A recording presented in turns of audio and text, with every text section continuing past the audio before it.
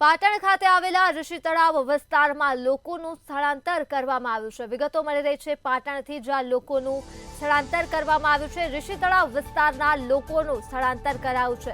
Adenwala high school ખાતે તેઓને આશરો આપવામાં આવ્યો છે અને એડનવાલા હાઈસ્કૂલ મંતવ્ય ન્યૂઝની ટીમ પહોંચી ગઈ છે। ત્યારે અસરગ્રસ્ત લોકોએ પોતાની વેદના મંતવ્ય ન્યૂઝ પાસે ઠાલવી છે।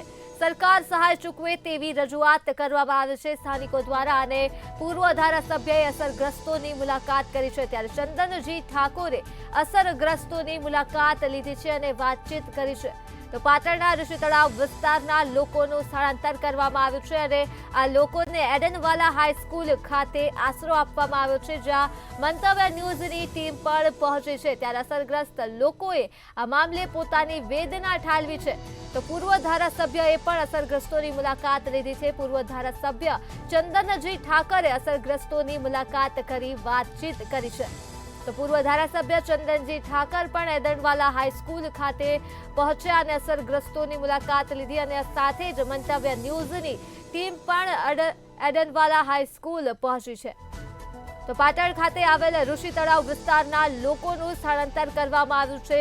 ભારે વરસાદના પગલે ઋષિ તળાવ ખાતે વરસાદી પાણી ભરાયા છે, જેના પગલે આ લોકોનું સ્થળાંતર કરવું પડ્યું છે। ત્યારે સ્થળાંતરિત કરેલા લોકોને એડનવાલા હાઈસ્કૂલ ખાતે આશરો આપવામાં આવ્યો છે।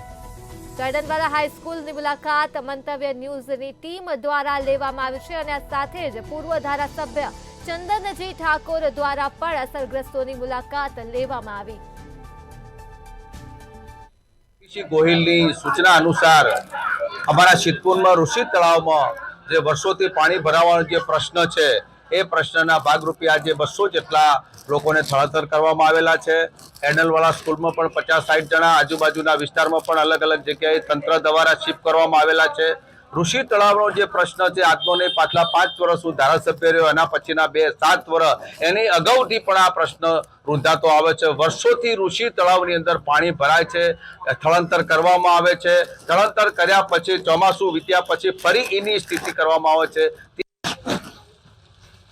હવામાન વિભાગની આગાહીને પગલે પાટણ જિલ્લાની અંદર અવિરત વરસાદ પડ્યો છે। ત્યારે વાત કરીએ સિદ્ધપુરની, તો સિદ્ધપુરની અંદર ગત રોજથી અત્યાર સુધીમાં 7 ઇંચ જેટલો વરસાદ પડ્યો હતો, જેના કારણે શહેરના જે ઋષિ તળાવ વિસ્તાર છે ત્યાંના સ્થાનિકોને જે મકાનોમાં પાણી ઘૂસી જવાથી સ્થળાંતર કરવામાં આવ્યા હતા। હાલમાં આપણે આ વિસ્તારમાં જે લોકોને સ્થળાંતર કરવામાં આવ્યા છે તે લોકોને અહીંયા જે એડનવાલા હાઈસ્કૂલ છે ત્યાં અહીંયા તેઓને રાખવામાં આવ્યા છે અને અહીંયા સ્થાનિક જે જાગૃત કોર્પોરેટર હતા તેઓના દ્વારા તેઓના માટે તમામ પ્રકારની અને વહીવટી તંત્રએ પણ વ્યવસ્થા કરી છે। હાલમાં અહીંના સ્થાનિક જે જાગૃત કોર્પોરેટર છે બાદશાહભાઈ, તેમની સાથે વાત કરીશું કે બાદશાહભાઈ, હાલ જે રાતે ઋષિ તળાવમાં પાણી ભરાયું તે શું પરિસ્થિતિ બની હતી?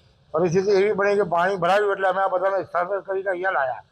લગભગ 200 માણસ જેવા છે બધા થઈને। એના પછી કલેક્ટર સાહેબ આવ્યા, એસડીએમ સાહેબ આવ્યા, અમારા મંત્રીશ્રી ટેલિફોનિક સૂચનાઓ આપી અમને। અમે એમની બધી રહેવાની, નાસ્તા પાણીની, પાથરીને નીચે સુવાડવાની બધી વ્યવસ્થા કરી આપી છે। અને હાલ પૂરતું શાંતિ છે, મોટરો ચાલુ છે, પાણી નીકાળવાની કામગીરી ચાલુ છે। તેઓએ અવિરત સેવા કરી। જે લોકો હાલ સ્થળાંતર કરવા મજબૂર બન્યા છે તેઓની સાથે વાત કરી છે। શું નામ છે આપનું? અહેમદભાઈ, શું પરિસ્થિતિ બની છે આપની? હાલ અત્યારે ઘરમાં પાણી ભરાયું છે, નિરાધાર છીએ, કોઈ રહેવાનો આધાર નથી અમારે અને નિરાધારને કોઈ સહાય નથી। સરકાર અમને સહાય કરે એવી આશા અમે રાખીએ। ચોક્કસ જો વાત કરીએ, અહીંયા જે લોકો હાલ ઘર વિહોણા બની ગયા છે ને એ લોકો અત્યારે સ્કૂલની અંદર આશરો લઈ રહ્યા છે। અહીંના એક જાગૃત બીજા પણ કોર્પોરેટર સેવાભાવી કાર્યકર્તા છે, તેઓની સાથે વાત કરી છે કે જે ઋષિ તળાવની અંદર ગઈ રાતે શું પરિસ્થિતિ બની હતી અને આપના દ્વારા શું વ્યવસ્થા કરવામાં આવી? અમારી રીતે તો પરિસ્થિતિ પ્રમાણે જે સહાય કરતી હતી એ પ્રમાણે પૂરું સપોર્ટ કર્યો। બધી રીતના અમારી ટીમ આખી લાગી ગઈ। તમને ક્યારે ખબર પડી, કેવી રીતે બન્યું? અમને તો સાંજે 6 વાગે માહિતી મળી ગઈ હતી કે વરસાદ અકસ્માત બહુ ભયંકર છે વરસાદનું, પણ રાતના 8 વાગે હું અને મારા સાથીદાર બાદશાહભાઈ, વાજીદભાઈ અમે સાથે રહીને જે લોકોને તલાવમાંથી કાઢ્યા, અહીંયા શિફ્ટ કર્યા।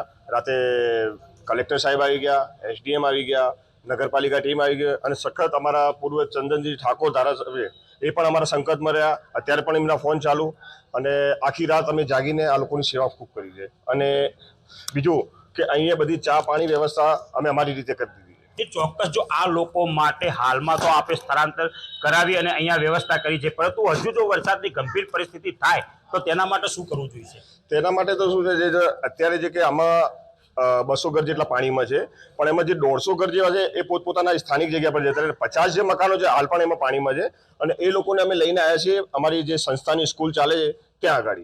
આ લોકો માટે સરકાર પાસે આપ શું અપેક્ષા રાખો છો? સરકાર પાસે લોકોનું ઘરના અંદર જે રીતે કે આજે જે તે રાશન કીટ છે એ બધું અંદર બધું પતી ગયું છે. લોકોનું 6 મહિનાનું રાશન હોય છે, 4 મહિનાનું રાશન હોય છે. હાલ એમના જોડે કોઈ સુવિધા નથી, અને અમે સરકારથી એ જ માગણી કરીએ કે એમને વધુથી વધુ સુવિધા આપે. જે ચોક્કસ જો વાત કરતો જે ઋષિ તળાવ વિસ્તારની અંદર જે રહીશો હતા તેઓનું અહીંયા એડનવાલામાં સ્થળાંતર કરાયું છે, કારણ કે એ વિસ્તારની અંદર 5 થી 7 ફૂટ જેટલા પાણી ભરાઈ ગયા હતા. લોકોના મકાન અને ઘર વખરી પણ પાણીમાં ગરકાવ થઈ ગઈ હતી, જેના કારણે ભારે નુકસાન થવા પામ્યું છે.